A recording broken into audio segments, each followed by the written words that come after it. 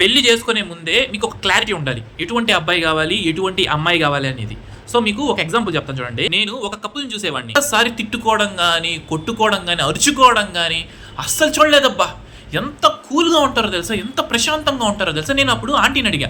Aunty అంకుల్‌కి డబ్బులు లేవు, ఆస్తులు లేవు. మీరు ఎలా చేసుకున్నారంటే తను చెప్పిన రీజన్ ఏందంటే, నాకున్న కోరికలు ఏంటి అంటే, నా భర్త మందు తాగకూడదు, వేరే అమ్మాయిలతో చూడకూడదు, నన్ను కొట్టకూడదు, నన్ను తిట్టకూడదు.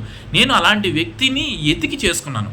అంతేగాని నాకు పెద్ద పెద్ద ఇంట్లో ఉండాలి, కారుల్లో తిరగాలి, ఫ్లైట్‌లో తిరగాలి అలాంటి ఆశలు లేవు. నాకున్న ఆశ ఒక్కటే ఒకటి, నన్ను కొట్టకుండా ప్రేమగా చూసుకుంటే చాలు. డబ్బులు ఇష్యూ అంటావా? నేను కొన్ని రోజులు పని చేశాను. మీ ఇద్దరం మాట్లాడుకున్నాం. నీకింతొస్తుంది, నాకింతొస్తుంది. నేనెళ్ళి పని చేసేవాడిని కొన్ని రోజులు. ఆ తర్వాత తనకి కొంచెం సాలరీ పెరిగింది. నాకిప్పుడు అంత డబ్బులు కూడా అవసరం లేదు. నేను ఆపేసాను. ఆ తర్వాత నేను అంకుల్‌ని అడిగాను. అంకుల్ మీరు ఆంటీని ఎందుకు పెళ్లి చేసుకున్నారంటే తను చెప్పిన రీజన్ ఏందంటే తనకు తెలుసు నేను పూర్ అని, నా దగ్గర ఏమీ లేదని. తను నన్ను వచ్చి ఒకటే అడిగింది. నువ్వు నన్ను మోసం చేయకూడదు, నన్ను తిట్టకూడదు, నన్ను కొట్టకూడదు. నేను నీ నుండి ఎక్స్పెక్ట్ చేసేది అది మాత్రమే అనింది. కేవలం ఆ మాటలు పడిపోయానంతే. ఇంకేమీ ఆలోచించకుండా పెళ్లి చేసేసుకున్నాను. అన్ని క్వాలిటీస్ ఒకరి దగ్గర ఉండవు.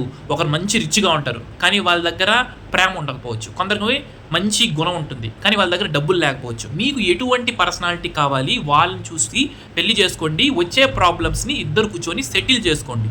అంతేగాని పెళ్లి అయిపోయిన తర్వాత గొడవలు పడ్డాలు, కొట్టుకోవడాలు, నాకు అది కావాలి, ఇది కావాలి అనేసి గొడవలు పడకండి.